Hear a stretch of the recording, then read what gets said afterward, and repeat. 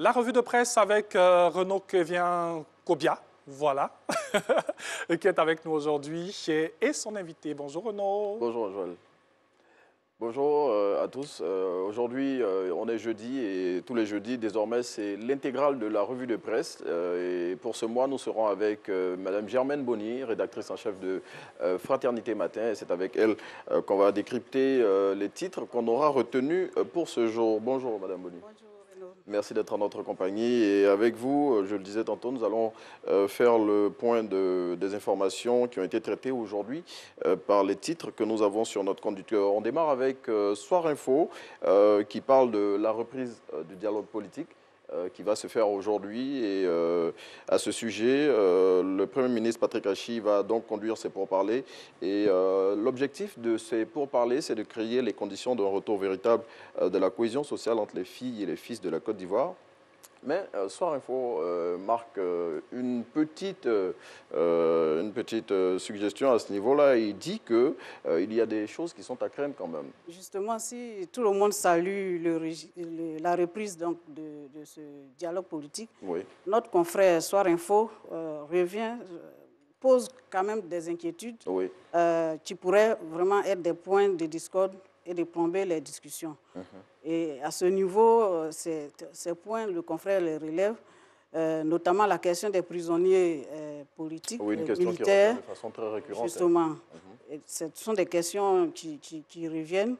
Et en gros, de nombreux observateurs donc, pensent, selon le confrère, que les hommes politiques participent à ces pourparlers pour se donner bonne conscience et non pour le bien-être des populations. Bon, ça, ce sont des, voilà, justement, ce sont des inquiétudes que Soir Info relève. Oui. Et peut-être qu'il faut élucider dans l'avenir. Bien, on espère que c'est pour parler qui vont démarrer aujourd'hui, qui vont reprendre aujourd'hui sous la houlette du Premier ministre Patrick Achi, vont permettre, plutôt que de permettre aux politiciens de se donner bonne conscience de sortir des résolutions.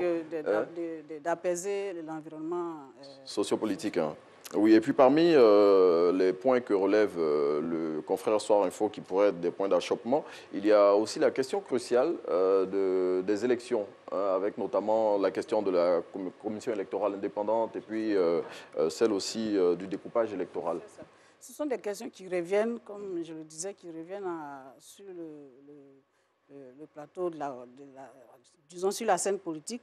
Et donc, les partis politiques doivent vraiment, à partir de ce dialogue politique, poser vraiment les conditions d'apaisement pour qu'on ait des élections apaisées dans l'avenir.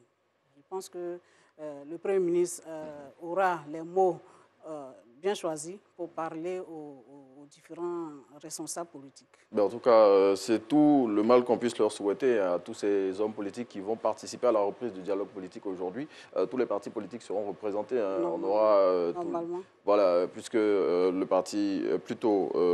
dialogue politique se veut inclusif, donc toutes les formations politiques significatives de la Côte d'Ivoire y seront représentés. On le rappelle, dialogue politique qui reprend aujourd'hui, jeudi 16 décembre 2021. On continue de parler du dialogue politique, Germaine Bonny, et là on s'intéresse au nouveau réveil le secrétaire général, le secrétaire exécutif en chef de ce parti souhaite que pour la reprise de ce dialogue politique, toutes les questions, même celles qui fâchent, voilà, il le précise, même celles qui fâchent, doivent être abordées. Oui, le nouveau réveil fait évidemment l'écho des propos du secrétaire exécutif en chef du PDCI, oui. Le professeur, oui, justement, Maurice Kakou-Djikaoué, et donc qui veut vraiment qu'on élague toutes les questions liées à l'environnement politique, à l'apaisement, qui vont vraiment concourir à l'apaisement politique en Côte d'Ivoire. Et donc, aucun sujet ne doit être tabou. Aucun sujet ne doit être vraiment oublié. Et donc, il faut aborder toutes ces questions. Et le secrétaire exécutif du PDCI en parle dans le nouveau réveil. Oui. Et parmi ces sujets, il y a vraiment un point d'achoppement qui récemment a alimenté la presse à travers des passes verbales qui se sont passées dans divers organes de presse. C'est celle des prisonniers de la crise post-électorale de 2010, les prisonniers militaires s'entend. C'est ça. Oui. Alors, le PDCI pose la condition. il faut libérer ces prisonniers. Ces prisonniers qui sont évidemment toujours en prison. Oui, dans le lien de la détention, hein, depuis 2010, et ça donc, fait... il faut les libérer pour vraiment faire table rase sur toutes ces questions pour avoir un environnement sociopolitique apaisé en Côte d'Ivoire.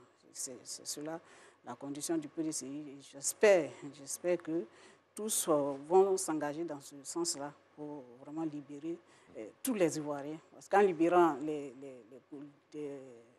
militaires, on libère toute la Côte d'Ivoire et la réconciliation, tant entendue, va être démise.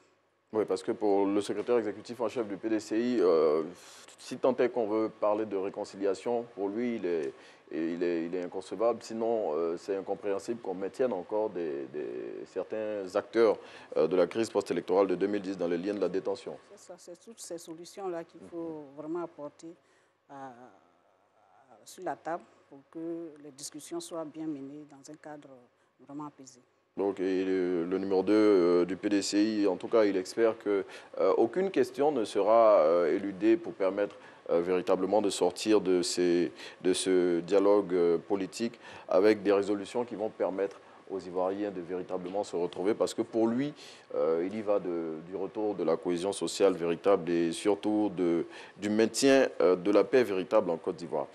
On s'intéresse à un autre titre, et celui-là, il est en lien avec le Conseil des ministres qui s'est tenu hier sous la présidence du chef de l'État, Alassane Ouattara.